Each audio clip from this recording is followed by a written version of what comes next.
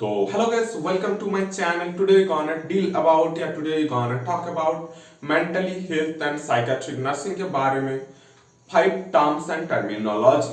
तो चलिए दोस्तों वीडियो को आगे बढ़ाते हैं, टॉपिक्स ले लेते हैं. हमारा आज फर्स्ट टॉपिक्स है थेराप्यूटिक नर्सिंग पेशेंट रिलेशनशिप. तो थेराप्यूटिक नर्सिंग पेशेंट रिलेशनशिप में क्या देखा जाता है?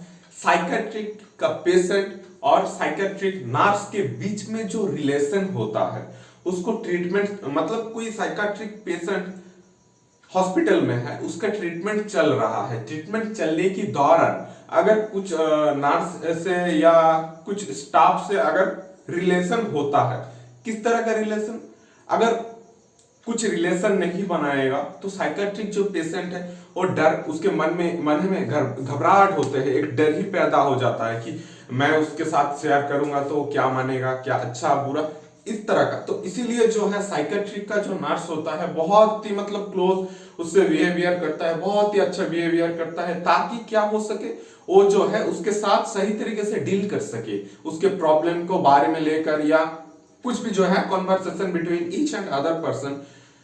एक रिलेशन बनाना जो होता है पेशेंट की और नर्स के बीच में साइकेट्रिक डिपार्टमेंट में, उसको हम बोलते हैं थेराप्यूटिक नर्सिंग पेशेंट रिलेशनशिप. तो ये हो गया. नंबर 2 पे बात करते हैं जो कि है हमारा MR यानी कि मेंटली रिटार्डेशन.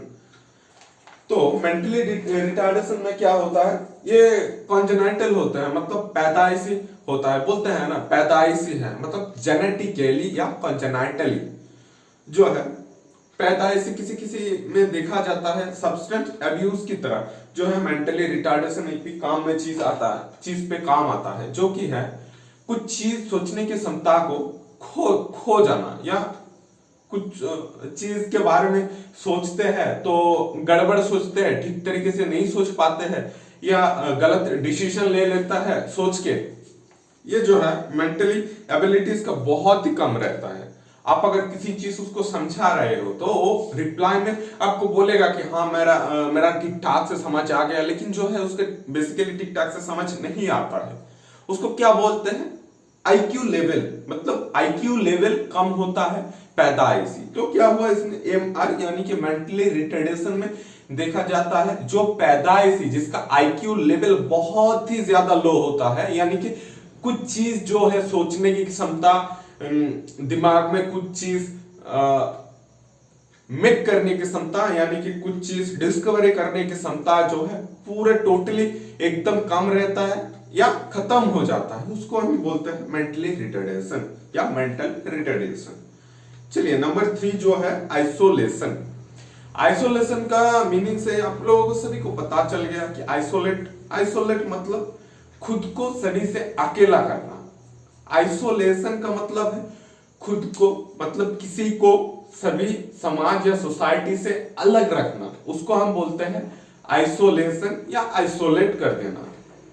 तो बेसिकली देखते हैं जब मतलब समझ लो अगर किसी के बॉडी में बहुत ज्यादा माइक्रो ऑर्गेनिजम्स, वायरस, बैक्टीरिया रहता है, या जो मतलब एक चेन वाइज जो डिजीज फैलता है, उसको रोकने के लिए आप देखे होंगे पेंडेमिक डिजीज जो अभी गया है कोविड-19 का, उस पर आप देखे ही होंगे, अगर किसी का होता है तो क्या करते हैं, उसको आइसोलेट कर देता है.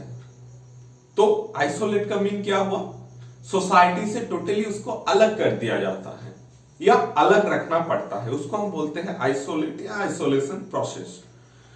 तो आते हैं नंबर 4 पॉइंट पे जो कि है हमारा फैंटेसी.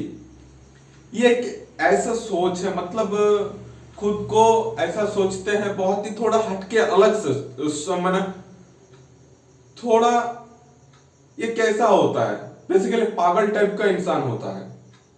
इसका जो है इस दुनिया में कुछ ही सोच ऐसा मतलब नहीं है कि ये सोच नहीं सकता. हम बेसिकली क्या सोचते हैं कि लाइफ में स्टैंड करेंगे, एक कार लेंगे, एक छोटा घर होगा, सब कुछ सेटल फैमिली होगा, अच्छा.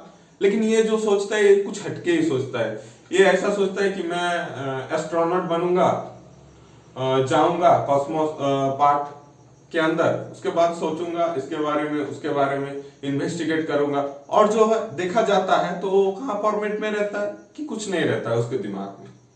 तो ये जो है बेसिकली अनवांटेड थिंकिंग करते हैं.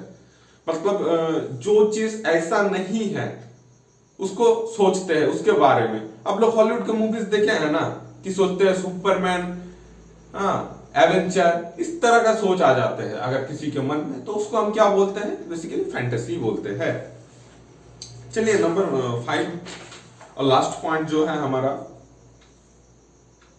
स्टुपोर, STUPOR।